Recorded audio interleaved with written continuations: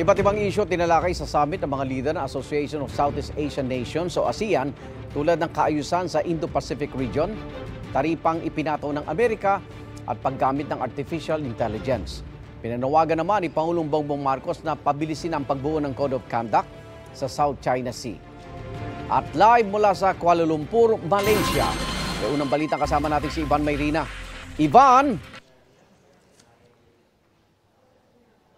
Salamat Pagi, magandang umaga mula sa Kuala Lumpur, Malaysia. Igan, kahapon nga bukod sa mga summit meetings ay nagkaroon din ng mga tinatawag na bilateral o yung one-on-one meetings si Pangulong Bongbong Marcos sa Prime Minister ng Lao PDR at gayon din ang Prime Minister ng Thailand. Sa parehong mga meeting ay napag-usapan ng mga usapin tungkol sa ekonomiya at sa kaso naman ng usapan sa Prime Minister ng Thailand ay napag-usapan din ang posibleng pagtutulungan para masugpo ang transnational crime.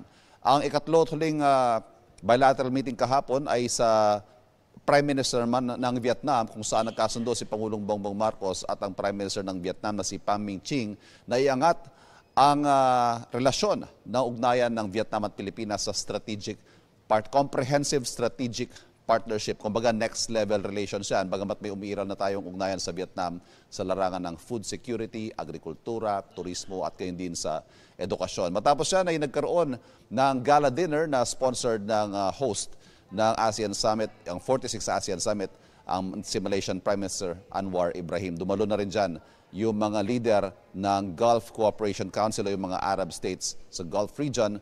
Pero bago yan, Igan, ang mga naging highlights ng ASEAN Summit ang unang araw kahapon sa report na ito. Sa tuwing ASEAN Summit sa nakalipas sa halos 3 dekada, hindi nawawalang panawagan mula sa Pilipinas para sa isang Code of Conduct sa South China Sea. Karagatan kung saan magkakasapaw ang claim ng mga bansa sa rehiyon, kabilang ang China. Ang tensyon sa rehiyon, banta raw sa ASEAN ayon kay Pangulong Bongbong Marcos sa harap ng kapwa mga lider sa pagbubukas ng 46th ASEAN Summit sa Kuala Lumpur, Malaysia. By working together, strengthening our institutions, and building the resilience and capacities of our people, we can better navigate this increasingly uncertain future and turn challenges into opportunities for shared growth and stability. We underscore the urgent need to accelerate the adoption of a legally binding code of conduct in the South China Sea. Darating ang China bilang dialogue partner sa kauna-unahang ASEAN GCC China Summit. Ang GCC o Gulf Cooperation Council, binubuo ng mga bansang Saudi Arabia, UAE, Bahrain, Kuwait, Qatar at Oman. Inaasahang mapapalawak ng dialogong ito ang kalakalan sa pagitan ng GCC, ASEAN at ng China sa gitna ng mga ipinataw na taripa ng Amerika sa halos lahat ng bansa sa mundo. Ayon sa Prime Minister ng host country na si Anwar Ibrahim, hindi tatapatan ng taripa ng Amerika, kundi dadaanin ito sa dialogo at diplomasya sa ikinakasang ASEAN-US Summit. When we encounter this problem with the tariff, we said proceed with bilateral meetings, but retain the ASEAN consensus, and without exception, all ASEAN leaders gave that tacit approval. We commend Malaysia's leadership in convening the special ASEAN Economic Ministers meeting and welcome the consensus to avoid retaliatory measures. Nanawagan din ang kooperasyon ng Pangulo sa pagsugpo sa transnational crime at sa sama-samang pagtugon sa mga epekto ng climate change. Ang upskilling sa pamamagitan ng teknolohiya at ang paggamit ng artificial intelligence at suporta sa mga maliliit na negosyo ang siya namang tema ng mensahe sa ASEAN Business Advisory Council at nagpahayag ng suporta ang Pilipinas sa isang future-ready na ASEAN. Nilagdaan din ng mga ASEAN leader ang Kuala Lumpur Declaration na magtatakda ng direksyon ng ASEAN hanggang 2045. Tila pagbalik tanaw daw ito sa naging kasunduan ng mabuang ASEAN noong 1967 sa pagitan ng mga bansang pinagbuklod ng pagkakaibigan, kooperasyon at sama-samang pag-unlad.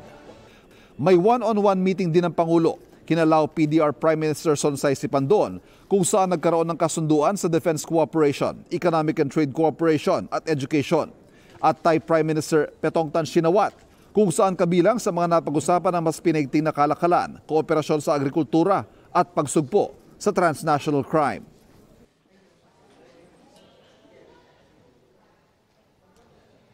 Igan, ngayong araw naman magaganap na ang ASEAN GCC China Summit. Inaasahan magpapalakas ito, magpapalago ng kalakalan sa pagitan ng ASEAN at gayon din ng GCC bilang mga regional economic blocs at gayon din sa China sa kanyang patuloy na paghamon sa Amerika bilang isang economic superpower. Igan. Ivan, kaugnay sa reciprocal tariff ng Amerika, marami bang lumapit na bansa o dayuang negosyante sa Pilipinas para magpahayag na dito na lang muna sa ating mamuhunan? Yan, Igan, ang isa sa mga nakitang oportunidad kasi marami yung mga nakakita ng masamang magiging epekto ng taripa sa kanilang mga bansa. Pero ang Pilipinas, magugunitan natin isa sa mga nagsabi na maaring makatulong pa nga ito sa ating ekonomiya dahil sa mas mababang taripa kumpara sa ibang mga bansa sa rehiyon. Sa ngayon, Igan, yung mga nakikita natin mga pagpupulong na ito, tinitingnan yan bilang reaksyon ng mga bansa, ng mga economic blocks sa mga taripa na yan ng Amerika. Bagamat sa ngayon, nagpapatuloy yung mga bilateral o yung mga one-on-one meetings sa mga bansa sa Amerika at ganyan yung multilateral approach na tinatawag o yung bilang isang regional block ay kakausapin ang Amerika. Yan ang ikinakasa ni Prime Minister Anwar Ibrahim ng Malaysia para magkaroon ng pagpupulong ang ASEAN at US para pag-usapan mismo itong mga issue ng taripa. Dito naman sa Asia, Pilipinas, nagkausap na ba kayo ng Pangulo tungkol sa balasahan nangyayari sa gabinete?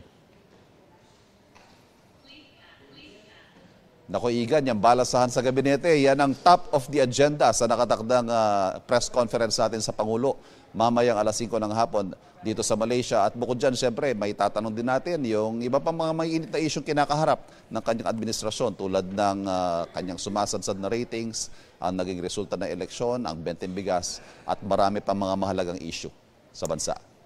Maraming salamat at ingat. Ivan Mayrina, live po mula sa Kuala Lumpur, Malaysia.